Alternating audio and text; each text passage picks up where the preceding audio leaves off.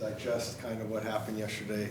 What are your initial thoughts of, I guess, first, just what happened with the team and being so close and not quite getting there? It's tough because I feel like we played really hard as a team, and when you win the turnover battle 4-0, like statistically you should win the football game, and so I feel like that was one of those one-off games where we just didn't capitalize on some of those turnovers, and we weren't good in the low red, like converting on certain field goals and whatnot, and allowing our kicker to even attempt field goals. But yeah, it was just a tough game. Just kind of one of those where you kind of look back and it was like, damn, I don't know how we lost that, but I feel like we've had a few of those this year. I think after the last game, you would acknowledge that, yes, it's tough to lose, but you were pleased with your own performance. Have you surprised yourself at all with what you've been able to do these two games? Surprise myself. Like, I know you have high expectations for Yeah. yourself and believe in yourself, but to put up 300 yards in 2 games. Yeah. No, I don't think I've surprised myself at all. I think that my whole career I've just sort of waited for an opportunity to take on sort of that role where I know I'm going to be getting the ball a lot, and I'm not surprised because I've done it in practice, like through training camp and practice every day and the off season. Like, I live, breathe, and die football. Like, that's all I think about 24/7 outside of my family. But like, I don't play when it comes to football. And like, this is what I've dreamed about since I was a little kid, and so I don't think I'm surprised by any success because like my whole day, my whole year is predicated on what's going to allow me to perform at a high level, and I think the work is showing. How have you seen you and Jacoby's chemistry kind of grow these last few games, even more so just getting those more looks your way? Yeah, he's just a phenomenal person, phenomenal player, really easy to play with.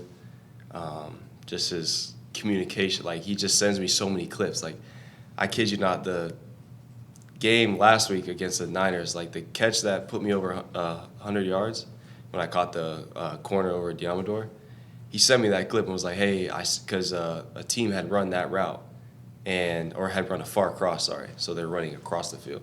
And Diamador had tried to slice it. And he's like, hey, I see if we call this play, I see them trying to slice it, so just trust that you're going to beat them over the top.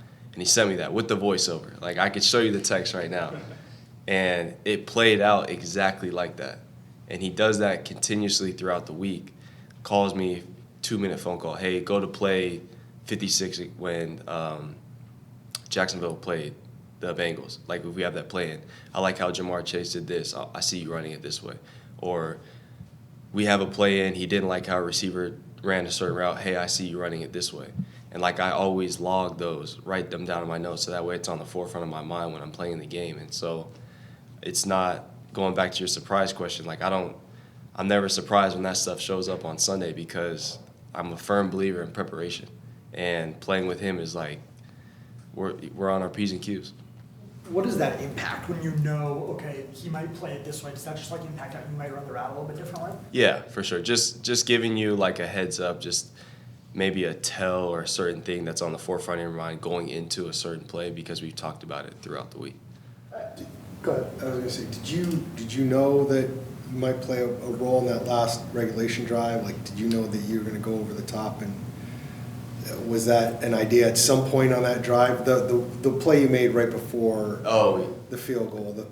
No, honestly, that we hadn't even repped that route. Like, yeah, that was just, honestly, that was a phenomenal play call by Drew. Like, we noticed that they were trying to jump a lot of stuff. And that was just kind of Drew seeing the game and trusted me to go make a play and trusting in the call and trusting, that Jacoby's going to make the throw. I was going to win on the route, and Drew dialed it up. I think it was before your first games, before last week. Yeah. JG or someone said that you had really improved in your route running from last year to this year. What areas of your route running do you think have taken that step forward? I think my route running has really improved. I want to give all the credit, not all the credit, but a lot of the credit to my receiver coach, Drew Terrell, because like the way he teaches us to run routes is really simple. It's body posture, coming off the route or coming off the line of scrimmage. It's launching. It's keeping your stride length open. It's being relaxed at the top of the route. It's attacking the ball with your hands. Like, it's 4 to 5 simple things that if you can do that at a really high level and execute those small things at a high level, like it turns into 185-yard games, like 120-yard games. And just like, I really think that me working with him and trusting in his coaching has been the difference maker of allowing me to step into this role that that's been bestowed upon me in the last 2 weeks, and being able to thrive in that because I've been working on his coaching points for 3 years now. But I feel like this offseason and going into this season, I really feel like I have maximized my athletic body and been able to maximize my play speed to make me able to create separation on some really good corners, trusting my hands to make plays away from my body and not try to body catch. I think that was one thing I needed to work on from my rookie year, and I feel like just all those things are coming to fruition. Given how the play turned out, I don't think it really made any difference. But after you made the big catch, the spin, and then running, kind of what's going through your mind? Yeah, it's just I made a big play, and I hate to say it, but truthfully, I just had a mental lapse.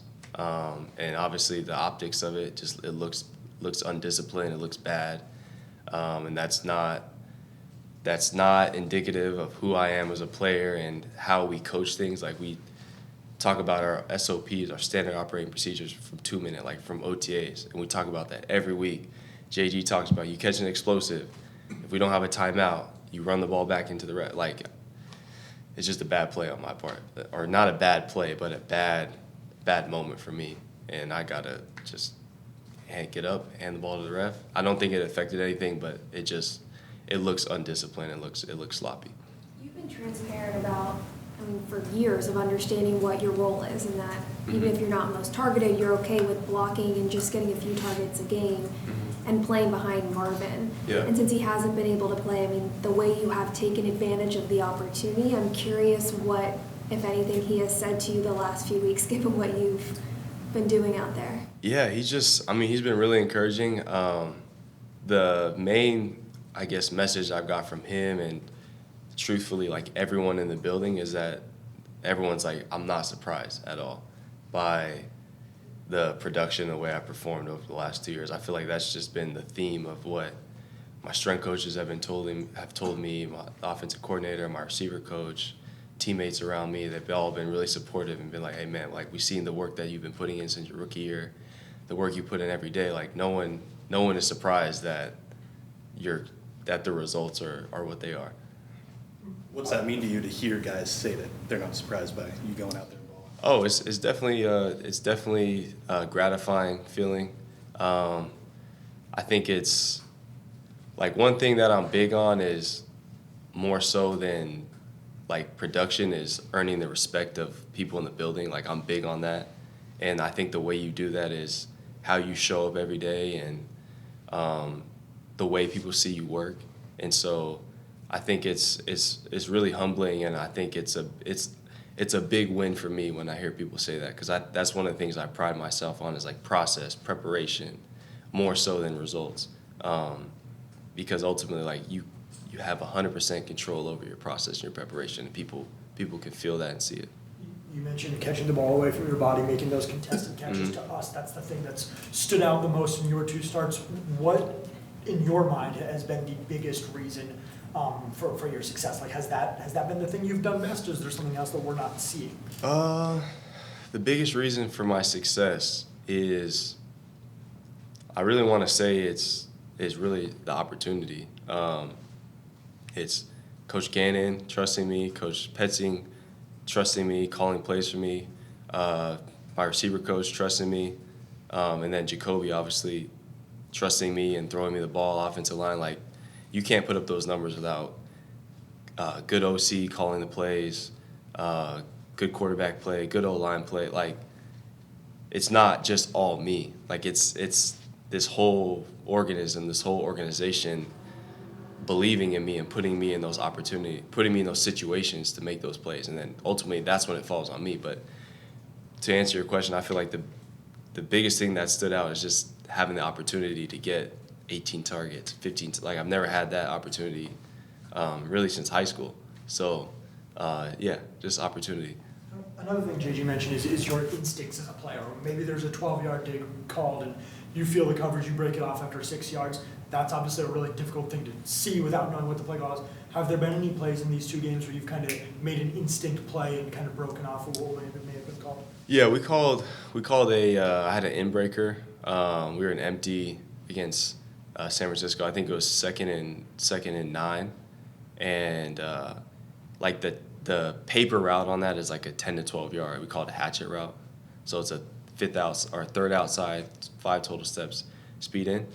And they went cover 1, and I saw like the whole middle of the field vacate. And so I ran the route at like 4 yards. And Jacoby gave me like a little ball on my back, on my low hip, and I ended up getting the first down. But I think that play, when JG had talked to me, he was like, that was his favorite route that I ran that whole week, because that's like receiver instincts. Like, okay, I know my depth is really supposed to be at 10, but I feel the middle of the field vacate, so that means they're blitzing and there's pressure. Like, let me just come be quarterback friendly, snap my route off early, and like I said, Jacoby and I just have a natural rapport for just getting open, catching the football, him throwing me. So, yeah, I think that play. It also feels like you have a good understanding of where spaces are in zones. Is that something you've developed throughout your career, and has that popped up in these 2 games? Yeah, I think for sure. I mean, I've been playing football since I was 8. Been playing receiver since I was 14. So, like, I feel like I've been in every single scenario of catching the football, of making every different type of catch, every type of route versus man, zone. Like, you just do things so many times that you just have a natural feel for how to get open, how to catch the football. I think this is my 17th season playing football. Like, it's just banked reps.